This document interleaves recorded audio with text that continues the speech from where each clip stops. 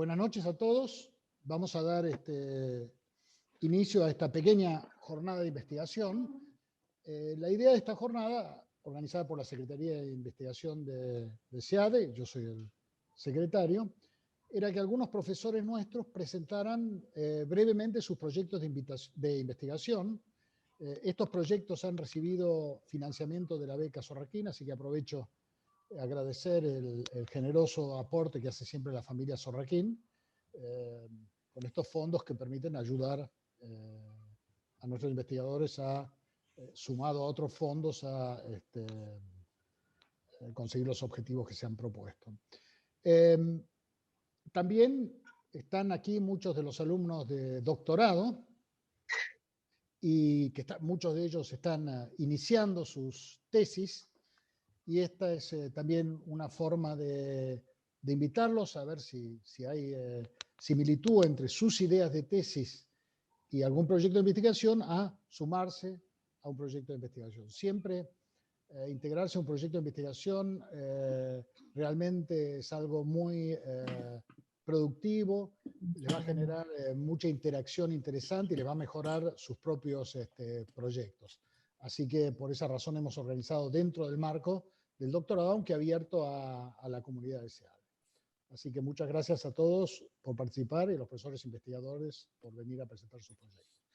Bueno, sin más, lo que vamos a hacer es que el profesor haga la exposición y después damos unos minutos para preguntas, que bueno, van a estar un tiempo acotado, porque no nos va a dar tiempo con tantos proyectos para... Pero bueno, ustedes, muchos de los profesores los van a tener o en el curso de metodología que estamos haciendo, o después en otros cursos de la universidad, o los han tenido como, creo que es el caso de Adrián, ¿no? Así que, Adrián, sin más, te cedo la palabra. Bueno, muchas gracias, Carlos. Buenas noches a todos. En mi caso, les voy a comentar sobre dos proyectos. Uno trata sobre economía y negocios, el otro sobre economía y política. En el primero, de economía y negocios, está muy alineado a lo que llamamos la Escuela Austríaca de Economía.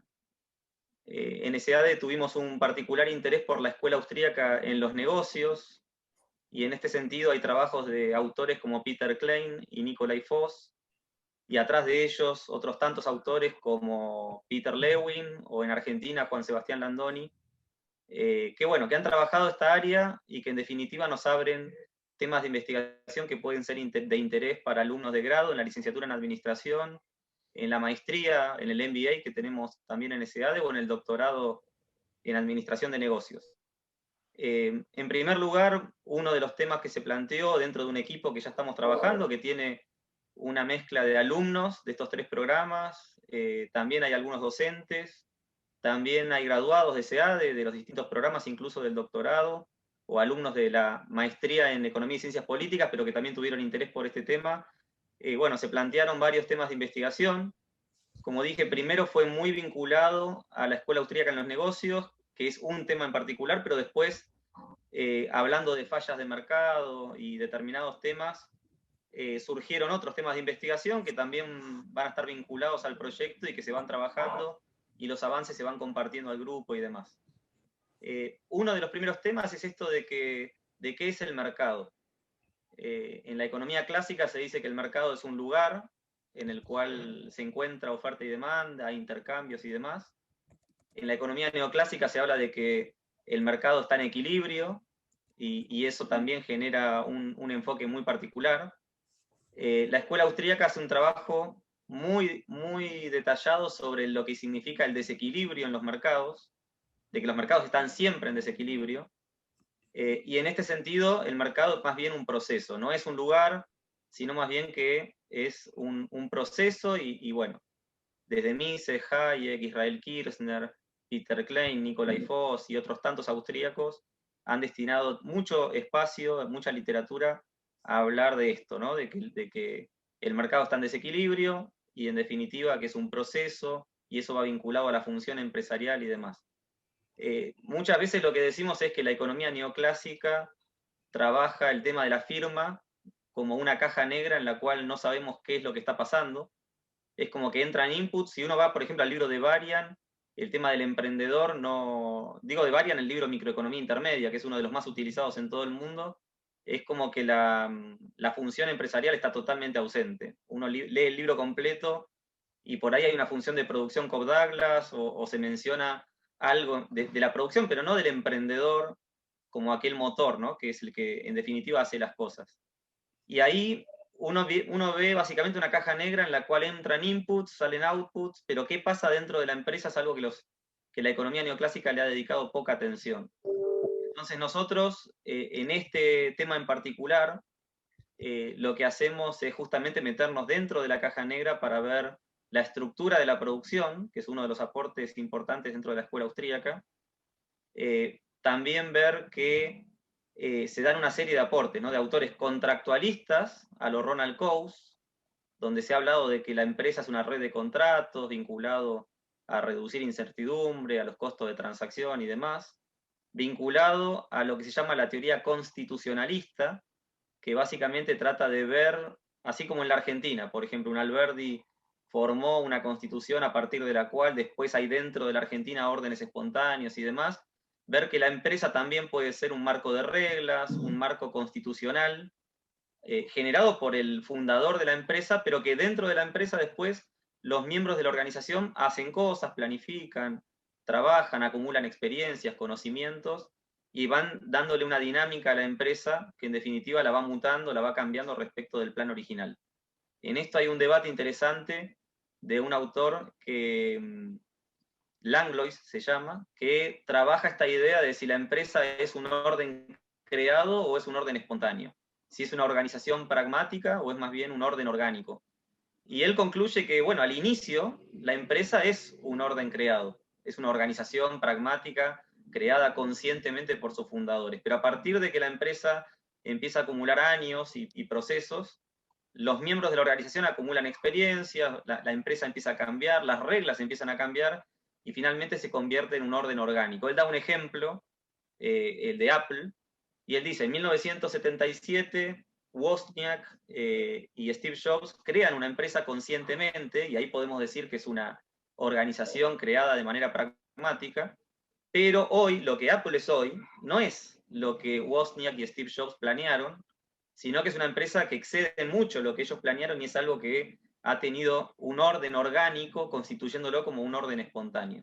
Entonces es interesante, en línea con Hayek y con tantos autores que dentro de la tradición de escritos y de los docentes de SEADE le han prestado tanta atención a los órdenes espontáneos, en la línea de Adam Smith, de Adam Ferguson, de David Hume, entender que la empresa también puede ser un orden espontáneo y no una organización pragmática. Y en esto creo que es importante comprender que, digamos, para quien hace negocios, para quien lidera una empresa, para quien la administra, tratar de generar una estructura mucho más horizontal que vertical, de tal manera que en esa organización o en esa estructura más horizontal tengamos iniciativas en la que se aproveche la proactividad y la acumulación de experiencias y conocimientos de todos los miembros de la organización, bueno, se aprovecha mucho más ese conocimiento y en definitiva el dinamismo que la empresa puede generar y la generación de soluciones para los problemas que surgen, por supuesto es mucho mayor. Creo que por ahí va el debate y esto conecta con un montón de cuestiones del coaching y del self-management que han sido de interés para mucha gente que se ha ocupado del tema de negocios. Entonces, por un lado hablábamos de Coase, Williamson y los contractualistas, por otro lado hablábamos de estos autores más bien constitucionalistas, y finalmente aparece la escuela austríaca, en la cual se pone más foco en la creación de la empresa, en el alertness o el estado de alerta del emprendedor que busca oportunidades de inversión y con su perspicacia encuentra oportunidades en línea con lo que planteaba Israel Kirzner para crear negocios y soluciones de empresa. Bueno, ese es uno de los temas, que hay tres corrientes que pueden ser complementarias. De hecho, yo mismo escribí un artículo en la revista nuestra, de Instituciones, Ideas y Mercados, con esta línea, en la cual las tres corrientes se plantean de manera complementaria para entender la firma de esa manera. Por ahí creo que hay uno de los tantos temas de investigación. También hay una discusión sobre quién es el emprendedor o quién es el empresario. cuando hablamos del empresario, yo les pregunto siempre a los alumnos qué ven ellos en el empresario, y surgen palabras, ¿no? De que es innovador, que toma riesgos, que es creativo, el estado de alerta, la perspicacia, pero surgen variada cantidad de conceptos de la administración o el gerenciamiento también de la empresa, y ahí empezamos a ver que hay tres empresarios distintos. Uno puede ser el creador, digamos, el empresario de Israel Kirzner, que es el creativo, el que tiene ese estado de alerta y esa perspicacia para ver lo que otros no ven, que es la parte más creativa del emprendedor. Otros ven la parte del capital, el empresario es el que financia el proyecto, el que asume riesgos con ese capital, que invierte en la empresa, y otra es el CEO o el gerente de la empresa, que es el que va a gerenciar un proyecto existente. Bueno, son tres líneas, digamos, de emprendedor distintas, o de empresario diferentes. Quizás cuando hablamos del emprendedor nos vamos más a la idea del creativo de Kirzner, pero bueno, ahí hay toda una discusión sobre cómo deberíamos definir al empresario, y si hay una definición más global o más restringida de acuerdo a los tres lineamientos. Bueno, en línea también con el tema de la microeconomía austríaca, hay una respuesta a toda la teoría de fallos de mercado. En la parte de fallos de mercado se habla de la parte de los bienes públicos, las externalidades, los mercados incompletos o monopolios, la desigualdad del ingreso, las asimetrías de información. Son todos temas que los austríacos entienden de una manera diferente a como se la enseña normalmente en los libros tradicionales. Respecto de los bienes públicos, cuando digo austríacos también a veces debo decir que es austríacos más Ronald Coase, más James Buchanan, más Douglas North, más Bernard Smith. Es un enfoque que hoy se llama el Mainline Economics, donde la escuela austríaca tiene una mirada diferente al Mainstream Economics. Después, por supuesto, uno puede ver a Coase o a Buchanan también como autores neoclásicos, y a partir de ahí, bueno, habría otro tipo de debates, ¿no? Pero en este sentido, creo que tanto bienes públicos y externalidades son conceptos sumamente ambiguos a la hora de utilizarlos para definir cuál es el rol del Estado en la economía. Creo que Coase ha contribuido a eso, los austríacos también. Entonces se genera una interesante literatura que puede hacer comparaciones y aportes y discusiones nuevas para temas de microeconomía. Sobre los tipos de mercados también, habitualmente se nos enseña que hay monopolios, duopolios, oligopolios, competencia monopolística, competencia perfecta. La escuela austríaca discute mucho esta clasificación de tipos de mercados. Se estudia muy poco lo que realmente son mercados competitivos por rivalidad empresarial. Está muy lejos entender la competencia, como la entendemos nosotros, de la manera que la explica un economista neoclásico con esta diferenciación de mercados de competencia monopolística o competencia perfecta, así que ahí también creo que hay mucho para trabajar. El equipo de investigación, de economía de empresa, ya tiene varios miembros, entre 5 y 10, algunos con más participación y publicaciones que ya están mostrando, como Eugenio de Medina de Perú, que ya tiene 2 o 3 publicaciones en este proyecto, aceptadas por revistas académicas, lo cual nos enorgullece y realmente muestra que está dando resultados.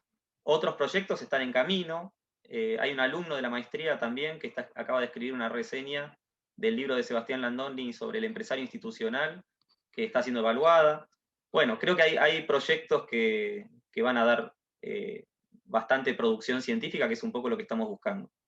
El otro proyecto, y soy un poco más sintético para no pasarme del tiempo, es el de economía y política. En este sentido, el tema es el public choice, fundamentalmente, el trabajo de James Buchanan, que recibió el premio Nobel en Economía en 1986 por vincular la economía con la política, que básicamente señala que el hacedor de políticas públicas, o el político, digamos, es una persona que también tiene sus propias motivaciones o sus propias preferencias, y a veces pensar que ese político va a estar preocupado por el bien común y no por perseguir sus propios beneficios es un error que cometemos. O sea, Buchanan nos plantea que quien hace política no es necesariamente un ángel que está interesado en el bien común, sino que más bien es posible que se interese por sus propios por su propia situación, o por la del partido político que representa, o por la de ciertos empresarios que le han financiado la campaña y demás, lo cual da lugar al lobby, al log rolling, a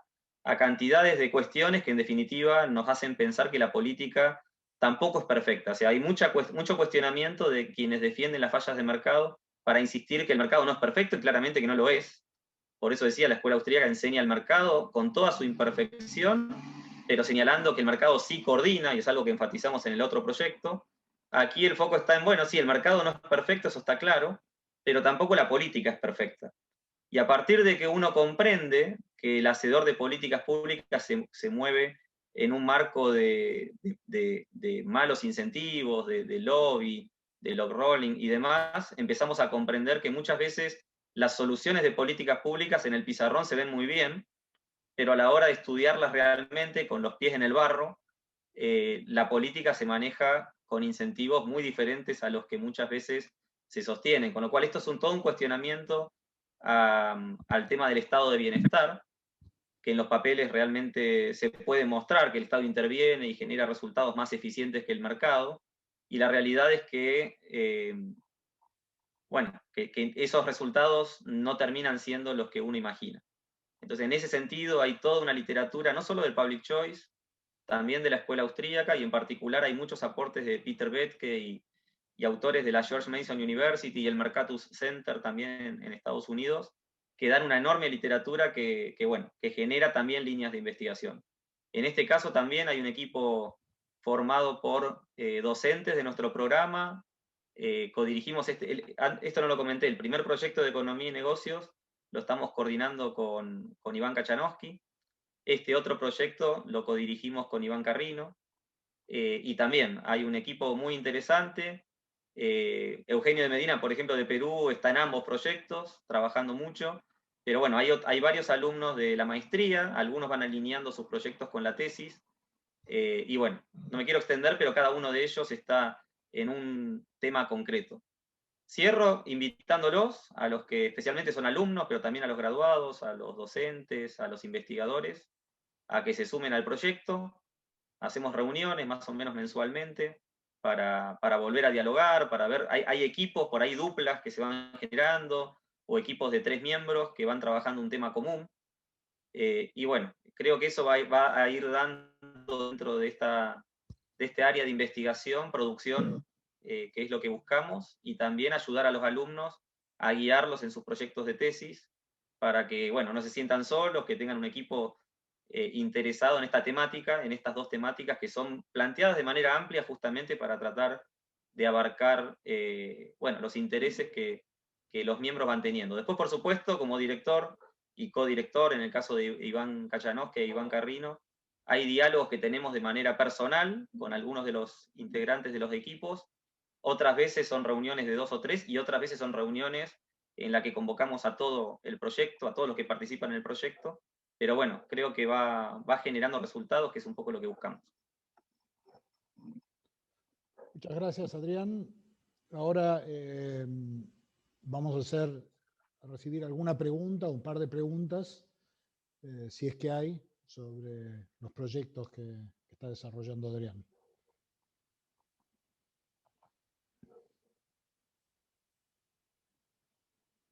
Quizás yo te preguntaría, Adrián, una cuestión. ¿Vos considerás que tus temas son temas, digamos, admisibles para un doctorado en administración, ¿no? Sí, bueno, como dije, el proyecto es amplio, ¿no? Economía y negocio genera mucha atención. Por ahí el tema, en el curso nuestro de contexto económico y social de la empresa, que es una de las materias de doctorado, ponemos mucho foco en la teoría económica de la empresa. Y ahí yo siento que algo que da lugar a mucha investigación es justamente el vincular estas 3 corrientes. Los contractualistas, que a partir del trabajo seminal de Coase, en 1937, sobre la naturaleza de la firma, ha originado una enorme literatura, con estos 2 otros enfoques que comentaba, la discusión de si la empresa es una organización pragmática o un orden orgánico, que se puede vincular a mucho de lo que los economistas han desarrollado, en especial en esta línea de los órdenes espontáneos. Yo mencioné a Adam Smith, Ferguson y David Hume, pero sigue antecede a Mandeville, después viene Spencer, viene Menger, Hayek, bueno, y autores más modernos como Nicolai Foss o Peter Klein o Peter Lewin o Sebastián Landoni dentro de los argentinos que han trabajado el tema, creo que ahí entre la escuela austríaca, los contractualistas y los constitucionalistas se puede generar una investigación profunda sobre lo que pasa dentro de la empresa desde un punto de vista económico, y que ahí hay mucho para recorrer y quizás para generar un posible tema de tesis. Por supuesto que en el diálogo, en las reuniones que tenemos, van surgiendo temas concretos, preguntas concretas, y cuando la pregunta se vuelve muy concreta, muy específica, muy interesante, muy acotada, es cuando descubrimos que una respuesta a esa pregunta puede ser un proyecto de tesis, y bueno, ahí tenemos interés. Doy un ejemplo. Tenemos un alumno del doctorado, un brasileño, que acaba de escribir una tesis vinculando, por ahí me salgo de esto, ¿no? Pero vinculando la teoría austríaca del ciclo económico, que para los economistas detalla una serie de etapas del ciclo económico, con el ciclo de vida en las organizaciones. Y yo creo que lo interesante fue mezclar dos literaturas, que es difícil que algún otro autor haya asociado en el pasado, y él logró vincular esto, el ciclo económico, desde el punto de vista netamente económico, con el ciclo de vida de las organizaciones, con una literatura totalmente enfocada desde el punto de vista empresarial. Al asociar ambas cosas, creo que surgió algo bueno, algo innovador, y bueno, y ahí tuvimos un aporte. Después, por supuesto, esto se puede enriquecer con trabajo empírico. Él en concreto tomó una ciudad de Brasil y estudió empíricamente cómo algunas empresas tuvieron su propia dinámica en el ciclo de negocios, pero lo vincula, por supuesto, con el ciclo económico a nivel macro y en concreto con el ciclo de vida de las organizaciones. Creo que es interesante ese mix y creo que ahí están los aportes, ¿no? Cuando uno mira lo que ha pasado en Suecia, ¿no? Con los premios Nobel últimos en economía, siempre decimos, aparece el aporte de economía y política de Buchanan, donde conectó toda la literatura de la economía con la literatura de las ciencias políticas. Coase, la economía con el derecho. Douglas North, la economía con las instituciones. McCloskey, que no recibió el premio Nobel, pero lo podrá recibir, la economía con la ética. Bueno, Bernard Smith, la economía con la psicología. Creo que en estos análisis multidisciplinares, donde empezamos a vincular autores que no se asocian siempre, que cuesta asociarlos, que los alumnos de doctorado vinculen por ahí lo que estudiaron con un profesor, con otro, en dos corrientes donde encuentran nexos, creo que hay posibilidades de temas de tesis. Y por ahí en estos grupos que son multidisciplinares, porque los propios miembros de cada equipo tienen formación diferente, se van generando respuestas, diálogos que se nutren y que van retroalimentando también posibles proyectos de investigación. Así que creo que ahí hay mucho para trabajar. A partir del diálogo creo que van surgiendo temas nuevos de investigación y pueden ser tesis, por supuesto. Muy bien, Adrián. Sabemos que te tenés que retirar. Te agradecemos muchísimo tu participación. Y los alumnos Bueno, pueden gracias, Carlos. comunicarse directamente con él o pedirme el mail para hacerle una pregunta adicional. Yo ahora escribo igual mi correo en el chat, si me quieren escribir, y bueno, me quedo por acá, pero voy a estar medio inactivo, pero voy a estar escuchando un poco y voy bien. Pero gracias. Gracias. Bueno, seguimos con Juan Carlos Rocielo. Adelante. Tenés que activar el micrófono. Sí, gracias. Bueno, buenas noches a todos. Yo voy a hacer una pequeña presentación. Ahora les voy a compartir la pantalla de un PowerPoint. El trabajo que les voy a presentar es un trabajo que hicimos conjuntamente con Carlos. ¿Sí? Precisamente ahora avísenme si ya están viendo la presentación.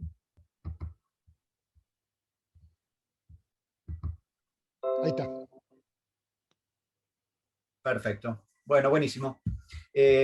Como les decía, este es un trabajo que la idea original es de Carlos. Carlos me convocó para realizar esta investigación junto con Roberto Salinas. El tema de esta investigación es influencers en temáticas económicas en América Latina, más España y más Estados Unidos.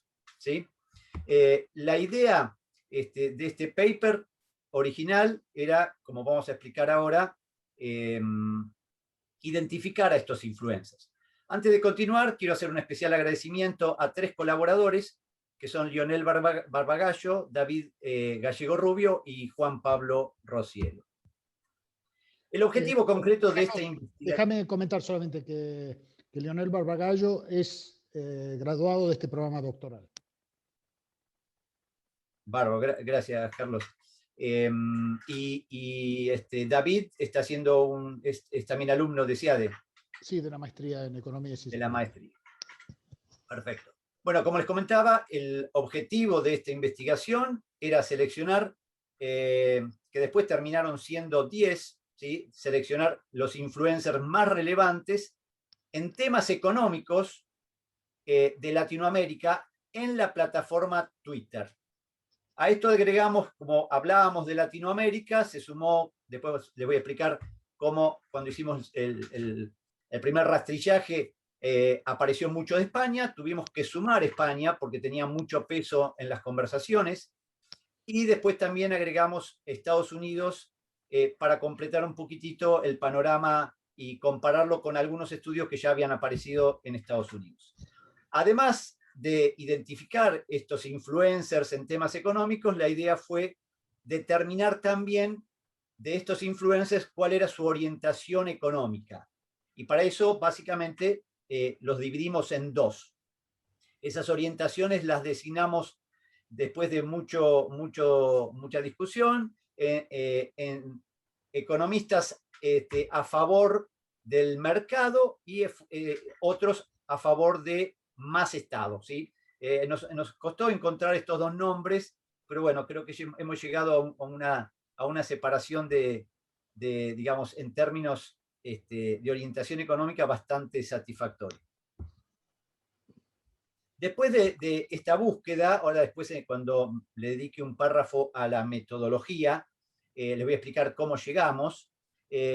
Finalmente quedaron 7 países, dentro de los cuales está España y Estados Unidos, por lo tanto son 5 nada más los países latinoamericanos que les seleccionamos. El orden que los menciono acá simplemente es un orden alfabético: Argentina, Brasil, Chile, Colombia y México, ¿sí? Son los países que más se destacaban en volumen de conversaciones en esta plataforma social. Este estudio, como verán, por ahí sale un poco de la temática rutinaria de análisis económico, pero sin embargo el resultado fue muy impactante. Ahora les voy a mostrar el impacto que tuvo rápidamente la publicación de esta investigación. Para que se den una idea, esta investigación arrancó el año pasado, alrededor del mes de octubre, y finalizó a principios del año 2021, para febrero, fines de febrero ya lo teníamos listo, y empezamos a enviar. Carlos se contactó con muchos de los influencers que habíamos detectado y habíamos recolectado datos, y les envió el trabajo. Bueno, rápidamente estos mismos influencers se encargaron de hacer que esto sea conocido.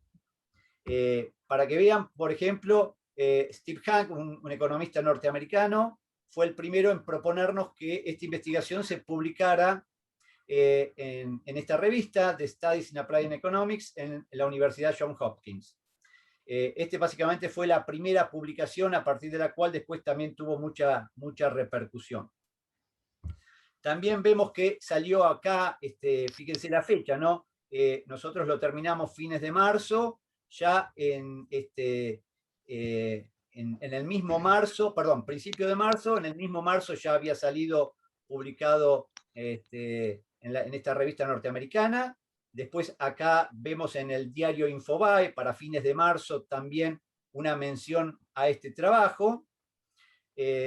También salió en Colombia, en el diario El Tiempo, a consecuencia de que Petro, este economista, quedó muy bien en el ranking. Ahora después les voy a mostrar cómo quedó la parte superior de este ranking, de esta investigación. También otro economista argentino, pero radicado hace mucho tiempo en España, como es Carlos Rodríguez Brown, que recibió la publicación. Bueno, escribió un artículo en la revista Expansión en España, haciendo referencia también a esta investigación.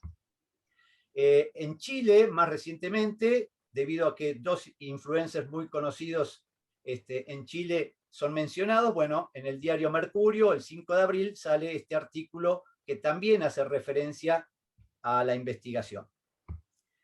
Finalmente acá como dato, en el Cronista, ya ahora más recientemente, esto es del 15 de junio, ¿sí? Bastante reciente, aparece una nota que también hace referencia a la investigación, mencionándolo a Kachanowski como uno de los influencers del año, porque dentro del ranking argentino también apareció dentro de esos 10 primeros que nosotros seleccionamos. Bien, ¿cuál fue la metodología que utilizamos para encontrar a estos influencers? Lo primero que hicimos fue, a partir de una metodología de análisis de datos, de Big Data, utilizando la programación en Python y usando una aplicación que tiene la plataforma Twitter, una API de Twitter. Nosotros corrimos durante una semana completa, ¿sí? Estuvo una semana corriendo un programa donde lo que hicimos fue capturar todas las conversaciones que había en Twitter durante esa semana en todo el mundo, a partir de palabras claves que le incluimos al programa.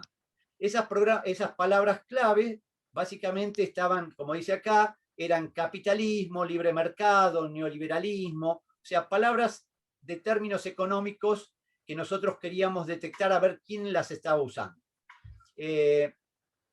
A partir de esa información recogimos gran cantidad de datos y empezamos con el filtrado. La idea era primero ordenarlos, los ordenamos por país, después los rankeamos por cantidad de seguidores y después hicimos un filtrado porque teníamos de todo, ¿sí? Primero hicimos un filtrado para ver cuál era la profesión y después, una vez que los teníamos ordenados por país, los distribuimos entre todos los que estábamos trabajando.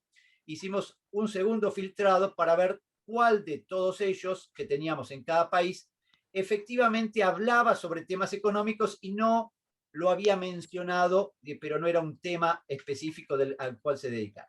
Eso nos dejó básicamente una lista de estos países con los principales influencers que hablaban de temas económicos.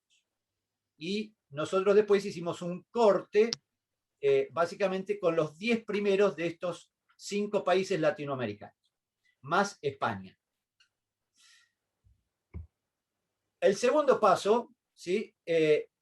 Fue filtrarlos por país y dejar nada más que estos 5 países que yo les había mencionado, latinoamericanos más España, con los 10 primeros que estaban en la lista. Esto lo que nos llevó es hacer un corte que es bastante arbitrario porque tuvimos que cortar en una cantidad de seguidores que era muy dispar. Por ejemplo, había países que cortábamos, el décimo estaba en 150.000 y otro país que el décimo estaba en 30.000 o 50.000, ¿sí? Pero bueno, la decisión fue tomar 10 de cada país. El tercer paso, ¿sí? Fue completar esta lista. Una vez que más o menos teníamos esa lista ordenada, dijimos, bueno, estamos hablando, tenemos efectivamente los 10 más influyentes en temas económicos. Bueno, teníamos la sospecha de que pudiésemos estar olvidándonos de alguno. Entonces, lo que hicimos fue buscar en Internet los economistas más mediáticos influyentes de cada país. También verificamos las recomendaciones que hace Twitter en función de otros usuarios o aquellos que se retuitean y fuimos limpiando y mejorando esa lista.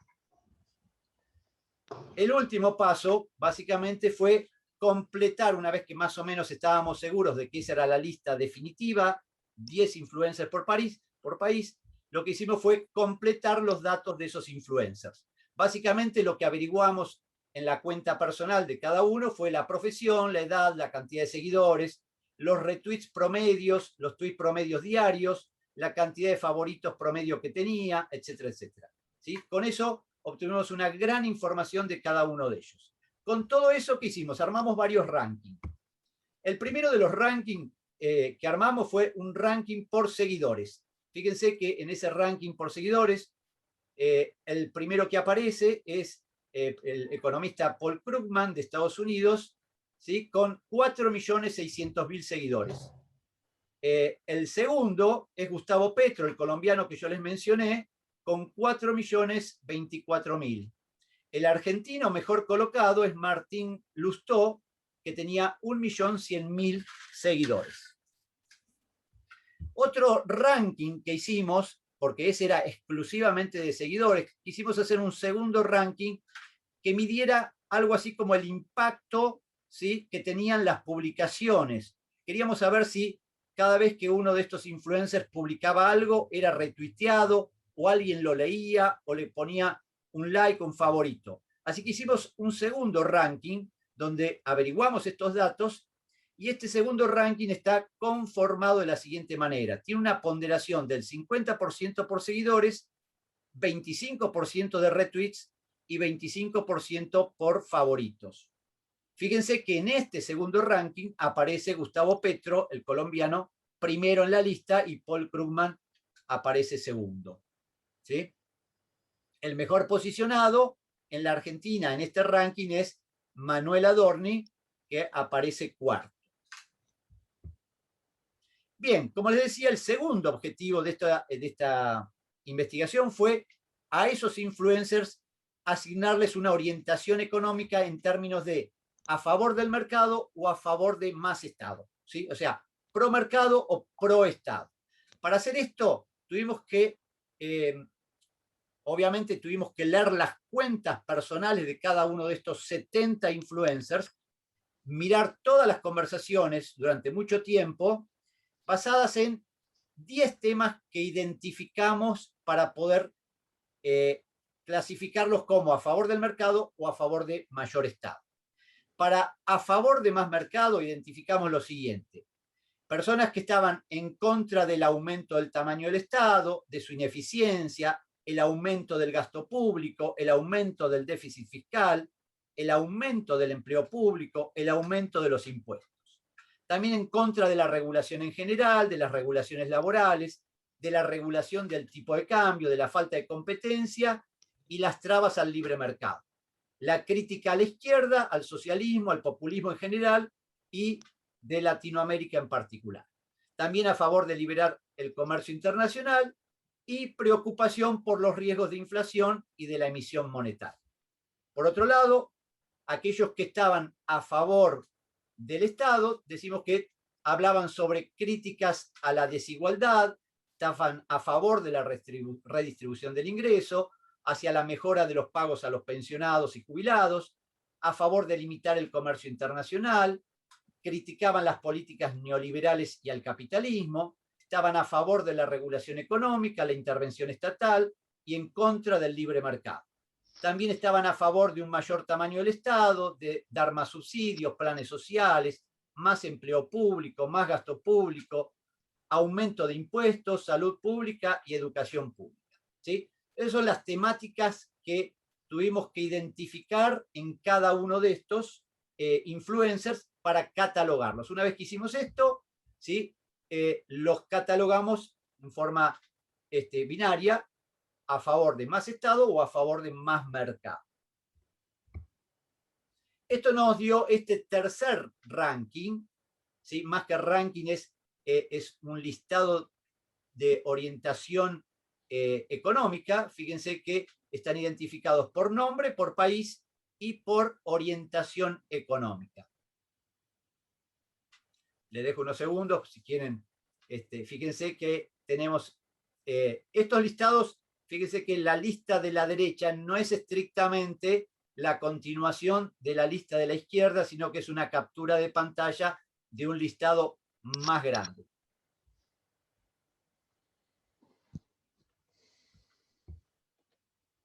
Bien, ¿cuáles fueron las principales conclusiones de este trabajo? Bueno, que los influencers en temas de economía son en su mayoría varones de edad relativamente elevada, docentes universitarios, funcionarios o exfuncionarios gubernamentales, empresarios y o consultores del sector privado. En Estados Unidos y en Colombia lo que detectamos es que en estos dos países donde hay una cultura más capitalista, ¿sí? Nosotros encontramos que predominan, sin embargo, los influencers a favor de una mayor intervención estatal. En cambio, en el resto de los países, donde se observa una población más orientada a la intervención estatal, los influencers más importantes tienden a estar a favor del libre mercado. Esto era recurrente en todo, o sea, esto se dio en todos los países que investigamos. Las temáticas en general que dominan los tweets son las relacionadas al tamaño del Estado y a la regulación económica. Y los rankings presentados aquí son útiles para resaltar a aquellos influencers de mayor peso que en sus mensajes reflejan los intereses de una parte significativa de la opinión pública. O sea, la idea de la selección que nosotros hicimos fue identificar a aquellos que pueden tener mayor impacto en la opinión pública por sus opiniones o sus orientaciones económicas. Bien, y con esto creo que fui bastante, no sé si me pasé, Carlos, del tiempo. No, si... Perfecto. ¿Sabés lo que querría? Es que tenés el link ahí del paper por si alguien me quiere mirar. Yo no lo pude encontrar recién. Lo mando, lo busco y lo mando. Lo pones en cuando terminemos lo pones en el chat acá, por si alguien quiere ver el estudio. Sí, perfecto. La versión 2, que incorporamos los influencers globales, que es lo último que medimos, ¿no? Claro, en una segunda versión. Sí, comentalo vos, Carlos, si querés. No, nos interesó también ver en una segunda versión del paper cuáles influencers tenían un alcance más global. Es decir, uno puede tener muchos seguidores y mucho éxito dentro de su propio país y menos éxito fuera del propio país. Típicamente los brasileños tienen, quizás por el idioma, poco impacto fuera de Brasil. Y entonces medimos eso por una metodología que es un poco complicada de explicar ahora, pero que la pueden mirar en el paper.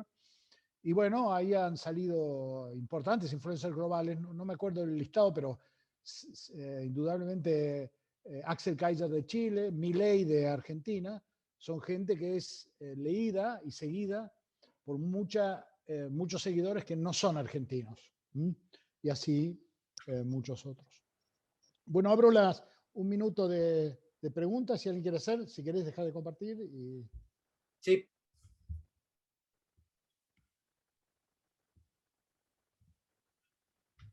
Ahí hay una pregunta, sí. ¿La ves en el chat, Juan Carlos? Espera que abro el chat. Dice, hay cuentas que tienen muchísimos seguidores, pero su nombre de cuenta es ficticio. A veces se sabe quién está detrás de la cuenta y a veces no. No sé si quieres contestar. Sí, bueno, eso lo detectamos y lo tuvimos que filtrar. Nos aparecieron muchas cuentas ficticias al principio, pero después, bueno, tuvimos que hacer una vez, o sea, en el primer paso hicimos un rastrillaje aleatorio donde a través de palabras claves nos vino un montón de información de un montón de cuentas. Después tuvimos que trabajar, o sea, el trabajo final fue cuenta por cuenta, identificando si efectivamente la cuenta esa era de la persona que decía ser, ¿sí? O sea, digamos, si bien fue inicialmente un trabajo basado en Big Data, después terminó siendo un trabajo manual, personal, cuenta por cuenta. Sí, la otra cosa interesante que encontramos es esto: ¿qué influencia tiene Estados Unidos sobre América Latina en cuanto a sus seguidores? Y la influencia más fuerte es no una visión pro mercado, sino lo contrario. Eso es muy interesante. Estados Unidos ya no es un centro de libre mercado y de ideas de libre mercado tipo Milton Friedman, como fue en el pasado, sino predominan autores con impacto en América Latina, solo dos, pero hay muchos más, como Krugman o Stiglitz. Y eso es bastante interesante. Y también tiene que ver con el movimiento, digamos, hacia visiones de mucho mayor intervención del Estado que existe en Estados Unidos y también entre la gente joven que está volcando mucho más a posiciones de izquierda. Sí, también, Carlos, un hallazgo importante, por ahí no buscado, de esta investigación, que también está abierto a una verificación más amplia, es el hecho de que, al menos en los países que nosotros trabajamos, lo que se daba es que esto que les comenté de que en países donde hay una arraigada cultura capitalista o promercado, los influencers más importantes son, digamos, de la orientación contraria. Y esto se dio en todos los países, ¿sí? Nos llamó la atención, por ejemplo, Estados Unidos, donde Estados Unidos, digamos, es una sociedad fuertemente capitalista, y bueno, los influencers más importantes son pro Estado y no pro mercado. Lo mismo pasa en Colombia. En el resto de los países se dio lo contrario, ¿sí? Con mayoría de los influencers con orientación pro mercado. Muy bien, abrimos a ver si hay alguna pregunta.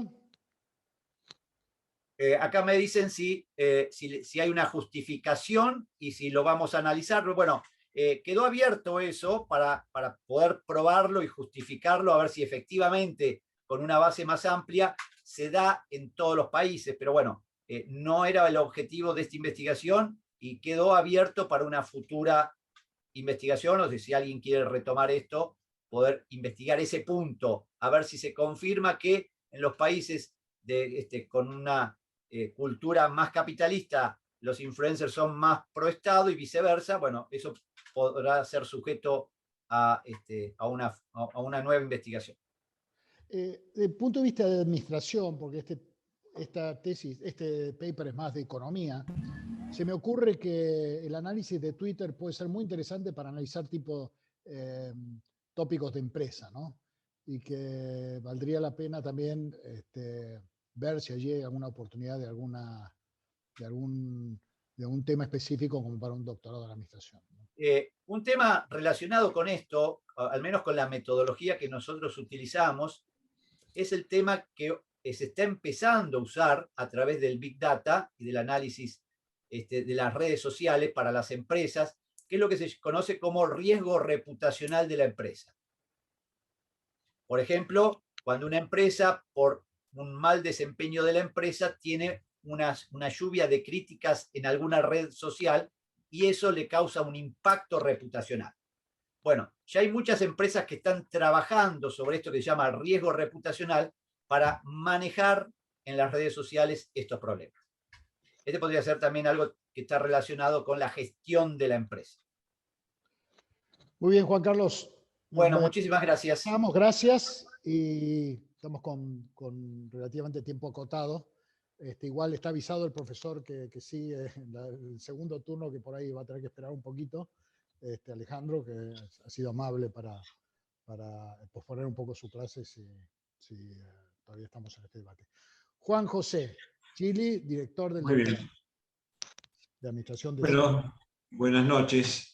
Me pareció muy interesante las dos investigaciones que se presentaron antes y sobre todo esta última, como decía Carlos, este tema de Big Data también permite, digamos, analizar cuestiones que tienen que ver con la administración, ¿no? Que puede ser error reputacional u otros temas de administración que son muy interesantes, y de hecho las empresas ya utilizan estos métodos, no solamente para medir la reputación, sino también para ver qué pasa con sus productos, cuáles son las nuevas tendencias, en fin.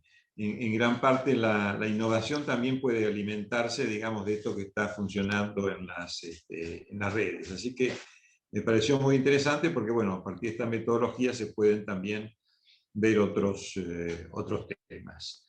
Bueno, yo voy a comentar rápidamente la investigación que tengo a cargo. Voy a compartir pantalla.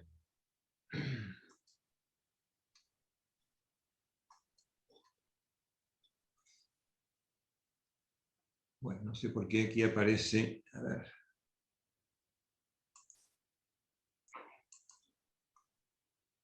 Bueno, el tema de la investigación es la acción empresarial frente al desafío de la sostenibilidad. Bueno, este tema de los objetivos del desarrollo sostenible, digamos, tiene bastante actualidad y en alguna medida también se vincula con algo que las empresas vienen haciendo desde hace mucho tiempo. Uno podrá preguntarse si lo están haciendo porque es moda o porque realmente les preocupa estas cuestiones que tienen que ver con la responsabilidad social empresaria. Entonces, al aparecer estos objetivos del desarrollo sostenible, ahí hay una evolución que se ha dado desde la cumbre de los objetivos del milenio del año 2010, que bueno, que en fin, también dieron lugar a algunas investigaciones interesantes, por ejemplo, el objetivo 10 que tiene que ver con el tema de la corrupción, fue el tema de tesis de una profesora también que estuvo aquí en el doctorado del SEADE, la doctora Gorrochategui. Bueno, esto también después tenemos la conferencia de Río +20, digamos que trata de que no fue demasiado fructífera en cuanto a los aportes, o por lo menos en cuanto a evaluar los aportes que se habían hecho hasta ese momento en materia de desarrollo sostenible. Y finalmente en el 2015, la Cumbre para el Desarrollo Sostenible, que fue digamos, aprobada por todos los miembros de Naciones Unidas, y ahí surgieron los Objetivos del Desarrollo Sostenible, 17 objetivos, que, como decía, ya aprueban todos los miembros de Naciones Unidas, y que incluye aspectos sociales, económicos y ambientales. Ya los reportes de sostenibilidad, tanto el GRI 4, el reporte, modelo del Global Reporting Institute, como lo de la norma ISO 26000, ya tenían estas tres dimensiones, digamos, de la responsabilidad social. Son 17 objetivos, 169 metas, y estos objetivos deben ser cumplidos al año 2030. Bueno, las metas son muchas. Si uno tendría que hacer alguna consideración sobre estas metas, que serían las que nos permiten medir el cumplimiento de los objetivos, podemos decir que bueno, son bastante imprecisas, ¿no? En cuanto a qué se va a medir, ¿no? Pero bueno, esto ha sido un avance. Nuestra investigación, nuestro proyecto se fija la atención en las empresas como actores claves para remover las causas de las problemáticas ambientales y aportar soluciones. Porque, si bien aquí me faltó en el título, qué lugar ocupa no estaba aquí en el título, qué lugar ocupa la responsabilidad, lo ambiental en la responsabilidad social, bueno, por eso nosotros partimos de estos objetivos que tienen que ver con las cuestiones ambientales.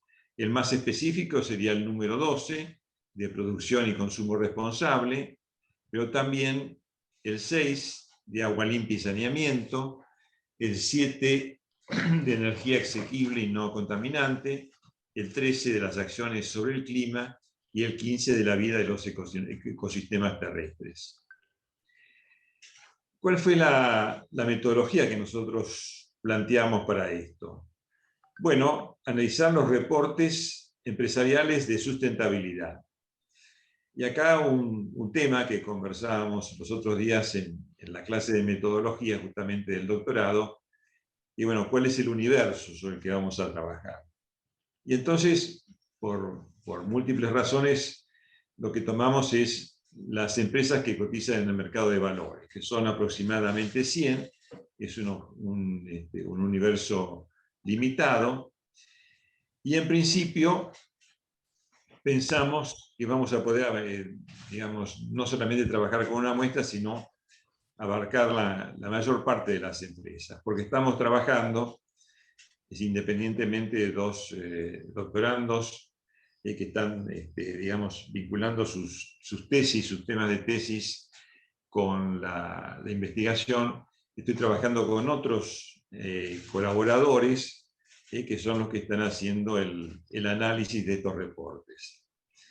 ¿Qué es lo usual en estas empresas que cotizan? Bueno, tener el reporte de GRI 4 o de la norma ISO 26000.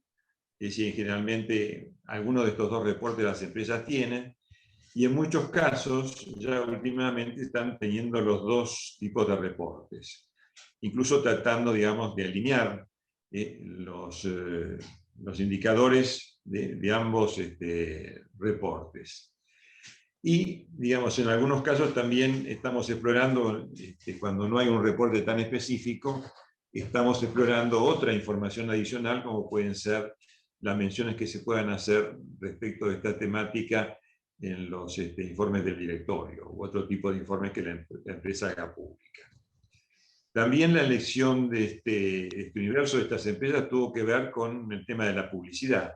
Esta es una información que está accesible. Es decir, hoy en general las empresas que tienen reporte lo publican de una manera u otra, pero bueno, en este caso, digamos, hay una obligación de publicidad de estos reportes, entonces, bueno, esto también nos facilita la investigación. Ahora, ¿cómo íbamos a vincular la información de estos reportes con esos objetivos que habíamos dicho que tienen referencia con la dimensión ambiental de la responsabilidad social? Y bueno, la forma de hacerlo, aquí también buscando algún trabajo que ya estuviera hecho, son unos indicadores del Instituto Ethos de Brasil y del IARCE de Argentina, que han hecho una serie de indicadores en común, que se utilizan en las empresas para determinar el estadio en que se han alcanzado en materia de responsabilidad, en materia de responsabilidad social, en las 3 dimensiones, pero nosotros tomamos nada más que los indicadores que tenían que ver con la responsabilidad ambiental. Tuvimos que hacer algunos ajustes. Estos indicadores tienen como niveles. Nosotros tomamos un nivel avanzado, pero no el máximo. Y tuvimos también que hacer algunos ajustes porque estos indicadores estuvieron hechos por el Ethos y había algunos problemas de traducción del portugués al castellano. Así que bueno, tuvimos que hacer algunos pequeños ajustes sobre estos indicadores.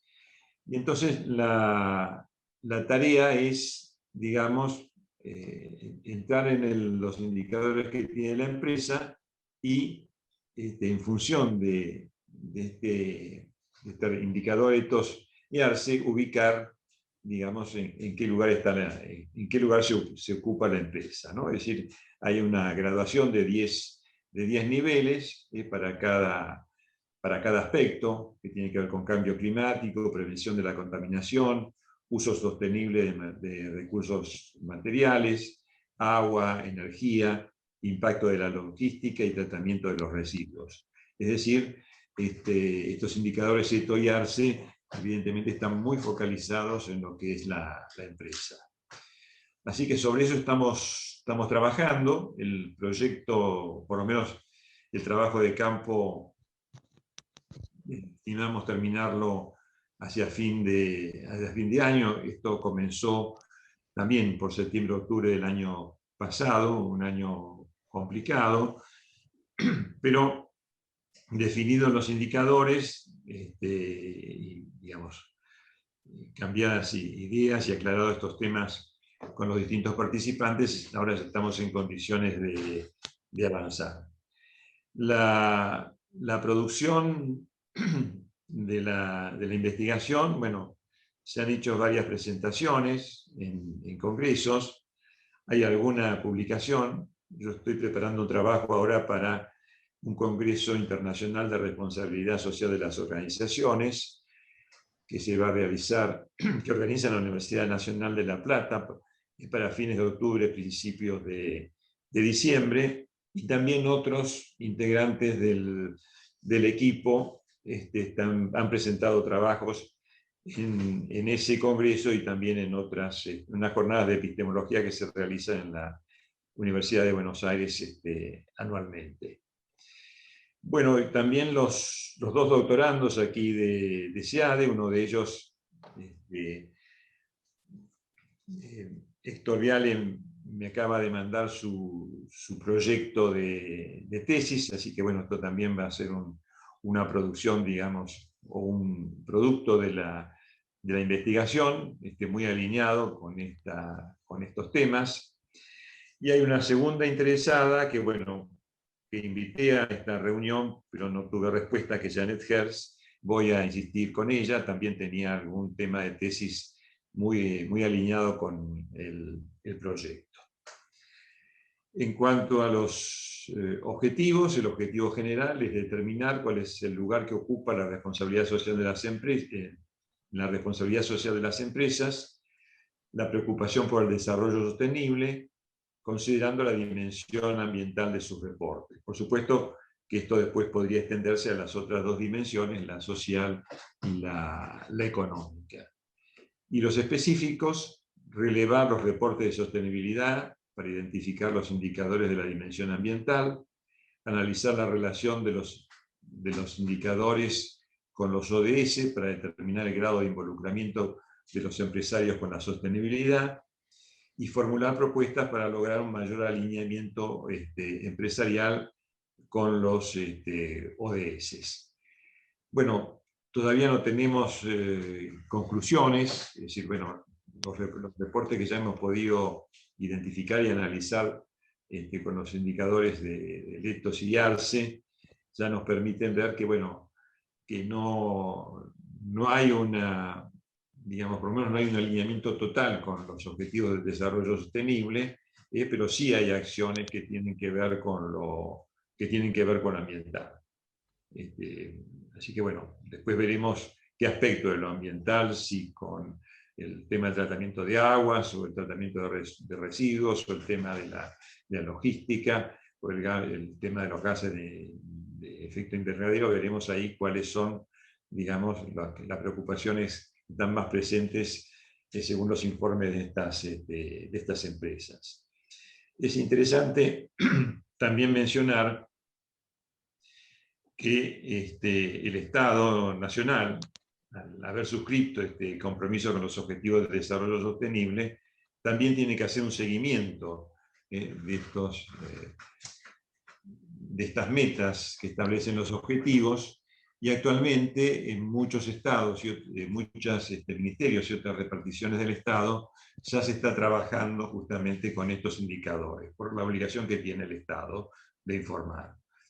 Bueno, no sabemos a qué conclusiones va a llegar, tampoco sabemos si estos objetivos planteados para el año 2030 se van a cumplir o no. Lo cierto es que el advenimiento de Biden a la presidencia de los Estados Unidos, la vuelta del retorno de Estados Unidos al Pacto de París, y también los esfuerzos que está haciendo la Comunidad Europea en materia ambiental, digamos, generan algún tipo de expectativas. Incluso la Unión Europea, digamos, ha impuesto límites más exigentes que los de los Objetivos de Desarrollo Sostenible. Así que bueno, creo que en esta reunión del Grupo de los 7 que se realizó en Londres hace unos días, esto fue actualizada esta cuestión y este compromiso, y creo que esto también tiene que ver con el impacto que ha tenido la pandemia globalmente, y creo que en alguna medida nos está llevando a reflexionar que las acciones que cometemos los humanos no son impunes para el ambiente. Así que nos pareció que era interesante saber dónde estaban las empresas, y sobre todo estas empresas que son las que cotizan en bolsa, más allá de la limitación que tiene nuestro mercado de capitales, pero bueno, este es el universo que tomamos como referencia. Hay algunas hipótesis que digamos, formulamos, seguramente van a tener que ser ajustadas con el tiempo. Por ejemplo, que en los reportes no contemplan íntegramente los factores que hacen al riesgo ambiental, cosa que ya más o menos había comentado. Y después, bueno, estas son más amplias, como que las decisiones empresariales no priorizan como estrategias las cuestiones ambientales ni las consideran oportunidades de negocio. Cabe mencionar que parte de este proyecto, borrador de este proyecto, fue anterior a la pandemia, o cuando todavía pensábamos, allá por marzo del año pasado, que a lo mejor en junio, julio ya íbamos a poder circular y todas las medidas de precaución iban a estar solucionadas, que el pico ya iba a desaparecer, bueno, después la realidad nos demostró que es mucho más, más compleja. Así que bueno, esta es la investigación. Sabemos que hay muchos doctorandos a los que les interesa el tema de la responsabilidad social, así que bueno, estamos abiertos a ayudarlos y en alguna medida también a que sea una contribución para esta investigación. Bueno, muchas gracias. Dejo de compartir. No sé si hay alguna pregunta sobre este tema. Juan, una pequeña pregunta general. Un poco lo que comentaste al final. Hemos tenido muchas tesis, ¿no?, que estaban interesadas Sí. en este enfoque, en esta temática. Sí, hemos tenido varias tesis, por eso es un tema de bastante actualidad, ¿no?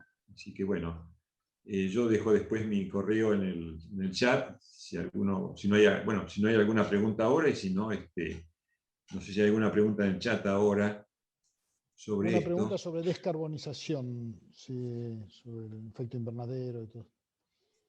Bueno, esto es una de las metas de los objetivos del desarrollo sostenible, ¿no? Esto tiene que ver con todo el tema del uso de combustibles fósiles, ¿no? En fin, es todo un tema. Incluso esta posibilidad de medir la huella de carbono, ¿no? Ya hay algunas empresas que están realmente preocupadas por esto, que incluso en los viajes de los ejecutivos miden la huella de carbono, ¿no? Y a veces empresas que están descentralizadas, por ejemplo, que están descentralizadas en el país, conozco el caso de alguna empresa de servicios a la industria petrolera, que tiene distintas localizaciones en el interior del país, bueno, ha reemplazado esos viajes para reuniones de gerentes, ya antes de la pandemia, por reuniones virtuales. Porque ahí hay una medición, digamos, del carbono, ¿no?, que generan las actividades. Creo que esto es una cuestión. Y más, nosotros cuando viajamos, en el billete de avión también aparece la contaminación que hacemos, ¿no? Entonces, a veces se dice el turismo es una empresa sin humo, es una actividad sin humo, pero sí genera huella de carbono, y es muy importante. Así que bueno, después dejo mi correo en el chat, y cualquiera que tenga interés en orientarse en estos temas, quedo abierto. No sé, Muchas Carlos. gracias, Juan José. Y ahora le doy la palabra a Andrea Lleno. Bueno, gracias. No, por favor. Les contaba un poco entonces que iniciamos este proyecto, lo iniciamos hace 11 años con Gerardo, después se sumó Pilar, ahora están estos dos alumnos que fueron alumnos míos del doctorado, y bueno, estamos trabajando en esta herramienta de diagnóstico para mejorar los resultados del trabajo. Esta herramienta es una herramienta que nació en un modelo, digamos, es una herramienta adaptada de un modelo que planteó Hackman y Oldham allá por el año 74, y fue revisada y retrabajada por numerosos autores que están mencionados aquí, ¿no? Publicó Oldham, Morgeson, Humphrey, bueno. Y nosotros, después de 10 años de trabajar en Argentina, tratando de entender cuáles eran las miradas, las imágenes que tenían las personas acerca de sus estructuras laborales en la Argentina, un día llegamos a la conclusión de que con todo ese capital que habíamos acumulado a lo largo de todos esos años en torno al conocimiento sobre las estructuras laborales, podíamos adaptar esta herramienta incluyendo aquellas variables que nos permitían entender más cabalmente cómo era la realidad laboral de estos argentinos que tratan de vivir cada día en estas empresas y desarrollando distintas funciones laborales con las posibilidades reales que tienen nuestros países, ¿no? En Argentina y en otros países de América Latina. Entonces, lo que hicimos fue lentamente empezar a continuar adaptando esto que llamamos, que dejó de ser el modelo de características del puesto y lo denominamos herramienta para enriquecer, para diagnosticar el enriquecimiento de las funciones laborales. A grosso modo, para no ocupar mucho tiempo y aburrirlos demasiado, la herramienta trabaja de la siguiente manera. Lo que nosotros hacemos es tratar de preguntarle a las personas a través de las encuestas o las entrevistas, no importa la herramienta de recolección de datos, es tratar de entender cómo describen los trabajadores su realidad laboral. Es decir, qué tipo de características motivacionales o sociales o contextuales tienen los trabajos que desarrollamos. ¿Qué quiere decir esto? Cualquiera de nosotros puede decir, bueno, las tareas que hago no son variadas, no tengo autonomía, o tengo autonomía para algunas cosas, como puede ser para participar en la toma de decisiones, pero no para opinar en otras cuestiones, en otros ámbitos. Es decir, se empieza a ahondar en cómo describe la persona el grado de complejidad de sus tareas, el nivel de identidad que va desarrollando, si tiene posibilidades de ser creativo, de resolver problemas. Esto en cuanto a lo que se llama las características motivacionales dentro del diseño de la función laboral. Hay otro grupo de preguntas que lo que ahonda es todo lo que tiene que ver con las características sociales de nuestro trabajo. En qué medida nuestro trabajo es interdependiente de las tareas que hacen otros antes, durante, o nosotros le damos el input a otras personas y de alguna manera nuestro trabajo también se continúa a través de otros. ¿Cómo es el peso que tiene la retroalimentación de esos otros desde el punto de vista social en mi trabajo? Variables de apoyo social, variables contextuales, y estas variables contextuales, en esta última etapa, ahora voy a contarles un poco cómo evolucionó esta herramienta, porque es muy distinta a la que trabajamos en la primera versión del modelo.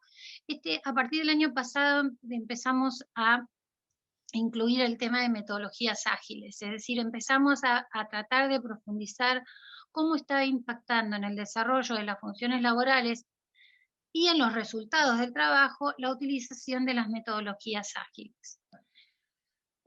Cuando nosotros tenemos más en claro más o menos en claro la descripción, no, más o menos es muy claro, porque todas estas variables nos dan un montón de información acerca de cómo es el trabajo que desarrolla la persona, automáticamente hay preguntas dentro de la herramienta que nos conducen a ahondar, a especificar los resultados del trabajo en tres grandes dimensiones, lo que tiene que ver con lo comportamental, es decir, qué aspectos del trabajo que cada uno desarrolla generan mayor deseo de rotación o de ausentismo, qué nivel de resultados actitudinales, o sea, qué grado de satisfacción tiene la gente con sus compañeros, con su jefe, con el trabajo en general, con la motivación interna, la satisfacción con el sueldo, con la posibilidad de crecimiento. Y por último, el tema de los resultados de bienestar. Acá nosotros hacemos mucho hincapié, hemos profundizado mucho el trabajo de Nefa, de Julio Nefa, y hemos buscado pensar en términos de estrés, de ansiedad, en términos de aburrimiento. También nos incluimos variables externas como el peso que tiene en nuestro país variables económicas inestables, o una mayor presencia de la precarización laboral, o las nuevas formas de inserción en el mercado de trabajo, como pueden ser otros tipos de vinculación, cómo la gente puede experimentar peor bienestar si hay una amenaza, por ejemplo, de mayor desempleo, o si en realidad no es lo externo lo que está bajando el nivel de resultados dentro del trabajo y volviendo menos rica esa posibilidad de disfrutar lo que uno hace todos los días, si no está relacionado con lo externo y está solamente condicionado fundamentalmente por variables que tienen que ver con la función laboral en sí.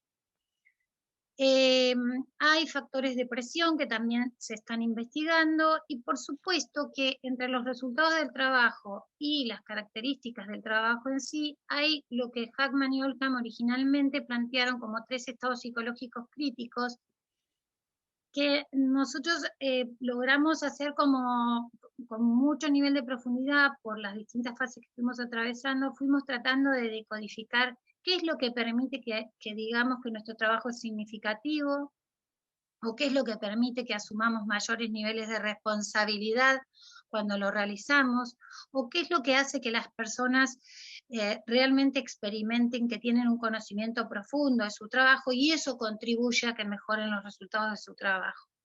Estas variables aparecen como mediadoras en el modelo, pero como hay tantas variables originales o inputs que podrían configurarse, combinarse para incrementar la significatividad, la responsabilidad o los conocimientos, a través de los distintos análisis que fuimos haciendo en las distintas etapas, fuimos como pudiendo encontrar con mayor claridad cuáles de todas estas variables se sintetizan en estos estados psicológicos críticos. Hay varios autores que empiezan a sostener que habría que eliminarlas, y hay otras corrientes que dicen que no, que justamente lo que logran estos estados psicológicos es sintetizar la enorme cantidad de variables que condicionan que nosotros nos sintamos más o menos satisfechos, más o menos deseosos de faltar o de ausentarnos o de cambiar de trabajo, y con mayor o menor nivel de bienestar. Digo, esto está pensado para facilitar y diagnosticarle a los empleadores, a los directivos, empresarios, qué es lo que se puede tocar en términos de funciones laborales, pero también para enriquecer el trabajo que cada uno de nosotros hacemos en nuestro día a día. Y hay variables también, por supuesto, que aparecen como sociodemográficas o características de la propia empresa. Acá durante muchos años trabajamos muy profundamente el tema de valores laborales, algo de lo cual voy a hablar ahora cuando explique alguno de nuestros papers. Este año, el año pasado lo sacamos, la pregunta sobre valores, sobre las expectativas u objetivos motivacionales que todos llevamos a nuestras empresas.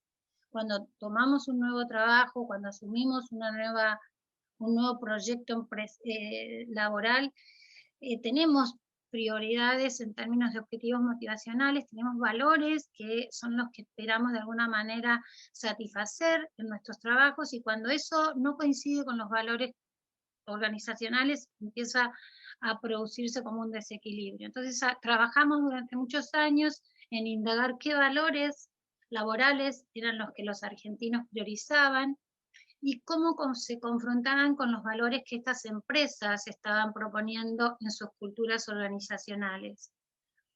Bueno, una parte de esa pregunta la sacamos para hacer espacio, porque todo esto implica mayor cantidad de preguntas y más extensión en la entrevista, pero seguimos trabajando en el tema de la ética, qué peso tiene, porque nos interesa.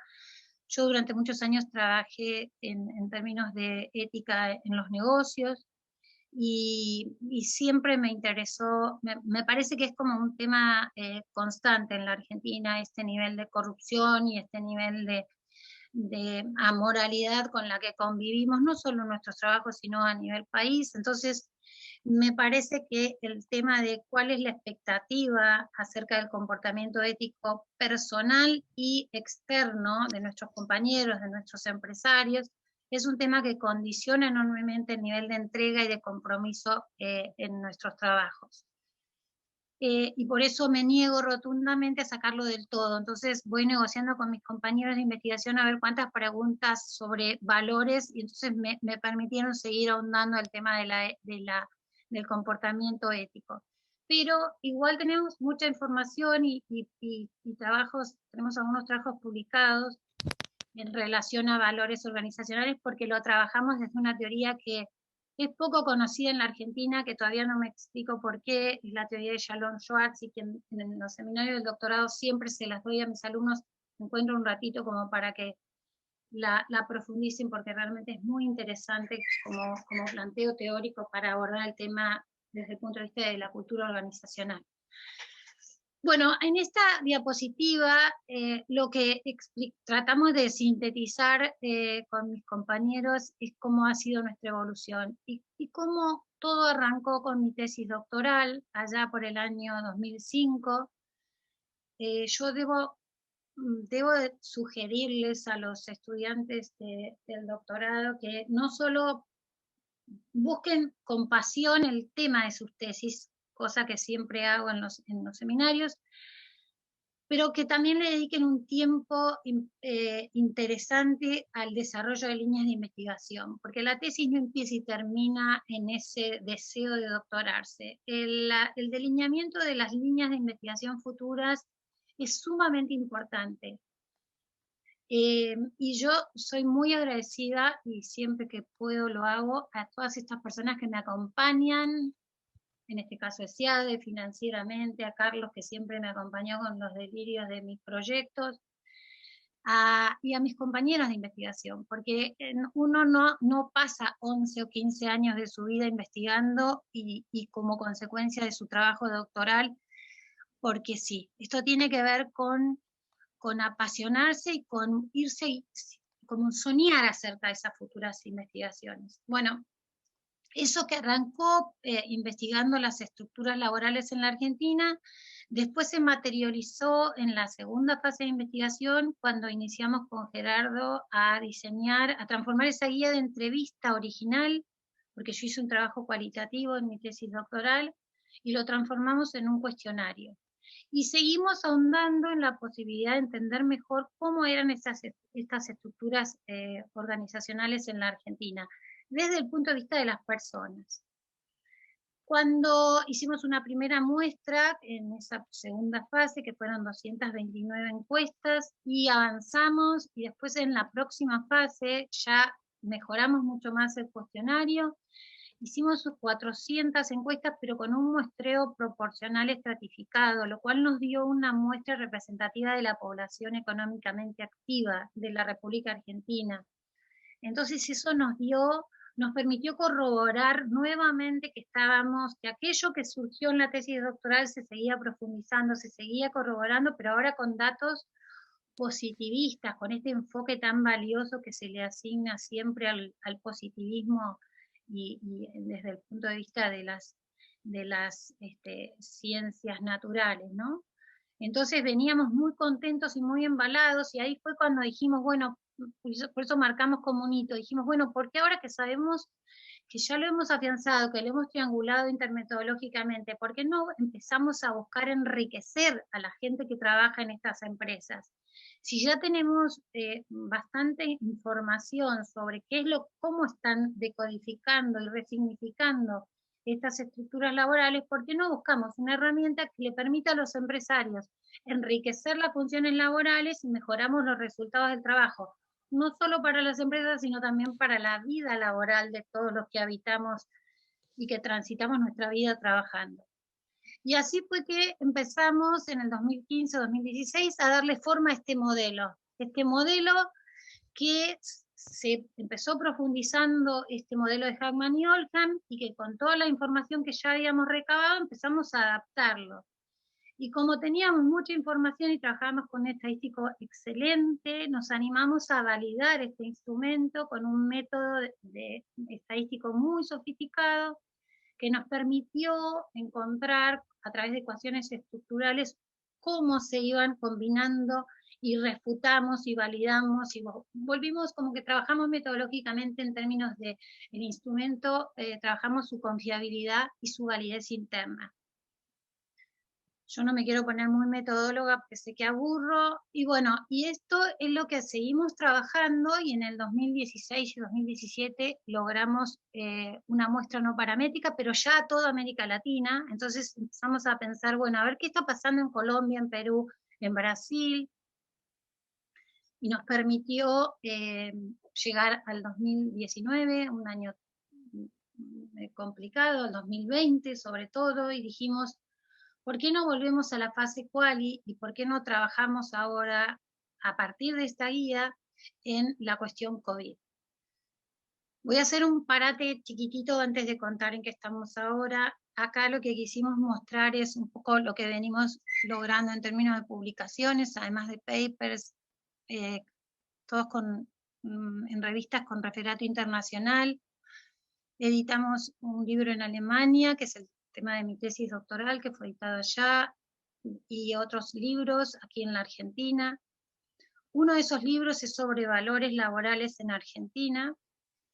Participé, digo participé porque participamos todos, pero todo el tiempo era la que viajaba era yo, por razones económicas, no siempre contábamos con apoyo, entonces fuimos a Colombia, Argentina, México, bueno, estuvimos en Brasil, todos congresos de carácter internacional, sobre todo de sociología del trabajo, pero otros de ellos muy vinculados con el tema de la administración de negocios.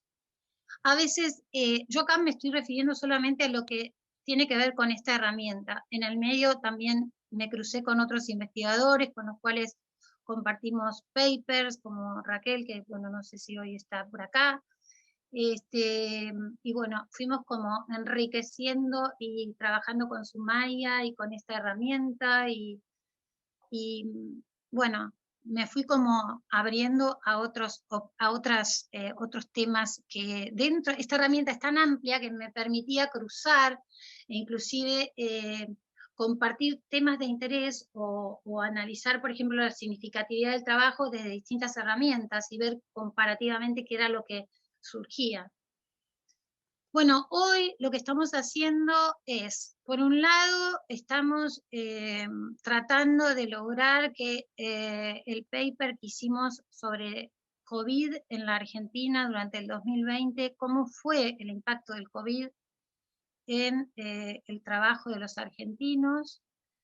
Ese paper, fundado en 63 entrevistas que hicimos el año pasado, está en proceso de evaluación. No quiero contar mucho más porque es una revista muy compleja. Estuvimos un mes solamente para poder subir en la plataforma este paper, así que estamos ahí como expectantes de que por fin decidan que continúe su proceso. No sé si lo vamos a lograr, pero cada vez la meta la ponemos más arriba, más arriba, más arriba y allí vamos.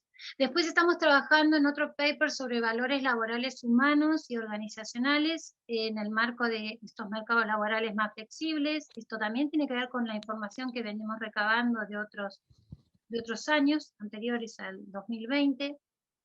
La herramienta está online, está disponible online, o sea que estamos sacando información todo el tiempo y es como un continuum, ¿no? Cuando creemos que estamos por terminar un paper o 2 papers, ¡pum!, tenemos un nuevo análisis para seguir generando más información acerca de la realidad laboral de los argentinos y de América Latina. En la actualidad, estos 2 alumnos que nos están acompañando, estos 2 doctorandos a los cuales nos estamos acompañando mutuamente, porque Roxana quiere hacer su tesis doctoral en Gen Z, en la generación Z, y entonces está trabajando con esta generación, utilizando la herramienta que la misma guía de entrevistas sobre COVID, que se usó en Argentina, pero la está usando específicamente para entrevistar a estos jóvenes trabajadores, y de alguna manera este paper le está ayudando a refinar su tema de tesis. Así que nuestras reuniones son mitad COVID, mitad seguimos trabajando en su mapa conceptual de su tesis. Y siempre es un placer estar con Roxana, así que yo feliz de la vida de poder compartirlo. Y con Carlos Letts me pasa un poco lo mismo. Él está trabajando en tratar de identificar los cambios estructurales, organizacionales que se está produciendo en la industria de postproducción de contenidos en Lima. Y yo intuyo hacia dónde va a ir el tema de su tesis, pero estoy tratando de aguantarme de no decirle cuál es, pero lo estoy ayudando con el tema de que desarrolle, avance con el tema de COVID, cómo afectó COVID a estas industrias, porque hace una comparación entre las mega empresas que se dedican a la postproducción y los pequeños emprendedores que quedaron vivos. Y ahí hay una conexión muy fuerte que yo creo que cuando él termine de hacer estas entrevistas se le va a clarificar un montón el tema de su propia tesis. O sea, estos 2 doctorandos están trabajando en tratar de producir. Roxana obtuvo, que esto no te lo conté todavía, Carlos, te lo quería guardar como una sorpresa, se presentó en una propuesta de financiamiento y fue la única que obtuvo la financiación dentro del área de administración de su facultad, en un nivel de competencia feroz. Pero bueno, esto a ella le alentó un montón, después yo te voy a mandar toda la data, porque está trabajando con la idea de elaborar su primer paper, luego que lo podamos publicar y a su vez definir el tema de su tesis doctoral. Y con este financiamiento como único caso dentro de la universidad en la que ella trabaja. Así que está sumamente embalada y motivada. Y bueno, esto es un poco, por eso la herramienta tiene tantas vertientes y abre tantas líneas que lo que intenté hacer fue un poco explicarles de qué va y cuáles son todas los temas que simultáneamente estamos trabajando, ¿no? Bueno, no sé cuánto tiempo usé, pero esto era un poco. Lo que me quieran preguntar, aquí estoy. Muchísimas gracias, Andrea. Yo te hago una pregunta y después, si hay más preguntas, Sí. Las aceptamos. Estamos ya en el límite de tiempo. Creo que Raquel no está Sí. aquí, así que no. Yo creo que se fueron todos ya, sí. La pregunta es, ¿qué tipo de tesis puede encarar un alumno que sea ideal para integrarse a este proyecto? Mira,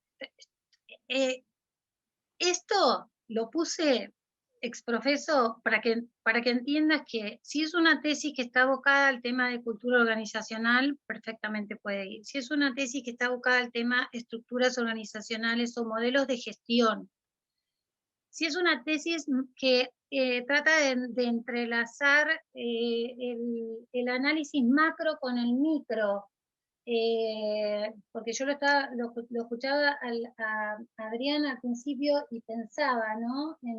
En cuáles son los desafíos que en términos de gestión enfrenta un directivo de una pyme en la Argentina, en el marco de un país absolutamente deficitario y con modelos económicos que hacen agua por todos lados, ¿no? Como que, ¿cuál sería la propuesta más inteligente? O sea, yo creo que yo escucho al alumno y mientras el alumno va contándome cuáles son sus intereses, se me empiezan como a aprender como un autista que empieza a leer en una sopa de letras, yo empiezo a leer estas variables. Y automáticamente empiezo como a concatenar. Después la cuestión es ayudarle a hacerle las preguntas justas para que el alumno solo descubra cuál es su tema. Que es un poco lo que me pasó con Roxana y lo que me pasó con Carlos. O sea, el ejercicio que uno tiene es el de poder ayudar a hacer las preguntas justas para que el doctorando pueda focalizar su tema. Pero acá hay múltiples temas, desde el punto de vista psicológico, desde el punto de vista sociológico, desde el punto de vista económico, desde el punto de vista cultural, estructural. Hay muchas formas de entrar a un tema de tesis. Perfecto. Y por eso es que la diversidad de los temas que estamos trabajando ahora, ¿entendés? Porque yo cuando me encontré con COVID dije, pará, de esta herramienta yo puedo tomar algunos aspectos y empezar a preguntarle a la gente, ¿qué pasó cuando empezó COVID? ¿Qué pasó con el teletrabajo? ¿Cómo viviste esto en términos personales, en términos laborales? ¿Qué cambió en tu trabajo? ¿Qué querés que suceda con respecto al futuro? Y bueno, fue tomar un par de preguntas y armar una guía de entrevistas, porque las variables están ahí, ¿entendés? Perfecto. Bueno, vamos a ver si hay si estamos ya pasados del horario, robándole tiempo al profesor, pero vamos a ver si llega a haber alguna pregunta de los que están escuchando, la tomamos o la puede hacer por el chat. Esperemos un segundo. Acá. Ahí piden, Andrea, si podés escribir en el chat tu mail de contacto. Acá está, info@cofundal.com. Y si no, lo escribimos ahora en el chat. Bueno, muchas gracias, Andrea, muchas gracias a todos. Creo que ha sido interesante compartir las muchas cosas que ocurren en el SEADE. No solo damos clases, sino que estamos muchos en proyectos de investigación. Este es solo una pequeña parte del total de proyectos. Esta es la parte que se ha beneficiado la beca Sorrequín. Y nosotros ya en las clases les vamos comentando según el tema, qué otros proyectos hay. Así que muchas gracias. Les pido a los alumnos de doctorado que se queden en esta aula, el resto ya puede retirarse, porque ya está el profesor Alejandro Gómez que va a seguir con su clase. Así que muchas gracias a todos y ya los estaremos convocando a otras reuniones de este tipo.